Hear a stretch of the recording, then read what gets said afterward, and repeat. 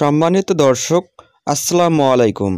Top news 24-এর সর্বশেষ সংবাদে আপনাদের সবাইকে স্বাগতম। ফিলিস্তিনের গাজায় ইসরায়েলি হামলায় আরও ৭৭ ফিলিস্তিনি নিহত হয়েছেন, আহত হয়েছেন আরও অনেকেই।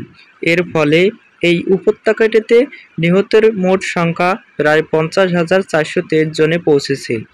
বুধবার ভোর থেকে পরবর্তী ২৪ ঘন্টায় ইসরায়েলি হামলায় গাজায় এই হতাহতের ঘটনা ঘটে। খবর আল জাজিরার।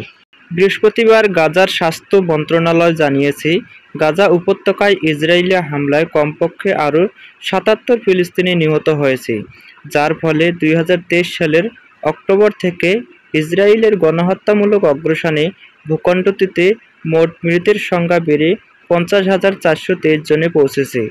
মন্ত্রণালয়ের এক বিবৃতিতে বলা হয়েছে, গত ২৪ ঘন্টায় ইসরায়েলি হামলায় আহত হওয়া আরও শতাধিকের বেশি মানুষকে গাজার বিভিন্ন হাসপাতালে নেওয়া হয়েছে। এর ফলে সংঘাতের শুরু থেকে হতাহতের সংখ্যা বেড়ে ১,১৪,৬৩৮ জনে পৌঁছেছে। অনেক মানুষ এখনও ধ্বংসস্তূপের নিচে এবং রাস্তায় পড়ে থাকলেও উদ্ধারকারীরা তাদের কাছে পৌঁছাতে পারেনি।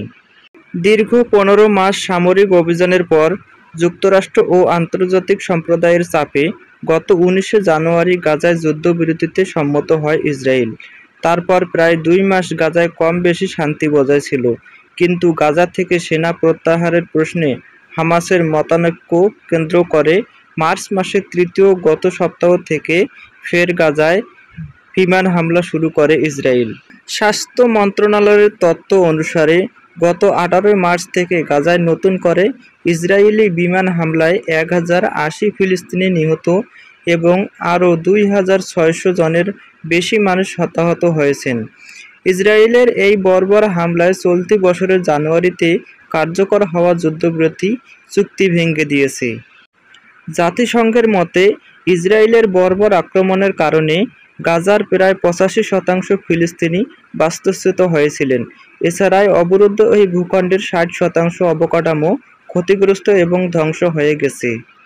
এর আগে গত বছরের নভেম্বরে আন্তর্জাতিক অপরাধ আদালত গাজায় যুদ্ধ অপরাধ ও মানবতাবিরোধী অপরাধের জন্য ইসরায়েলি প্রধানমন্ত্রী বেনিয়ামিন নেতানিয়াহু এবং তার সাবেক প্রতিরক্ষা মন্ত্রী ইয়োভ গ্যালান্টের বিরুদ্ধে গ্রেপ্তারি পরোয়ানা জারি করে।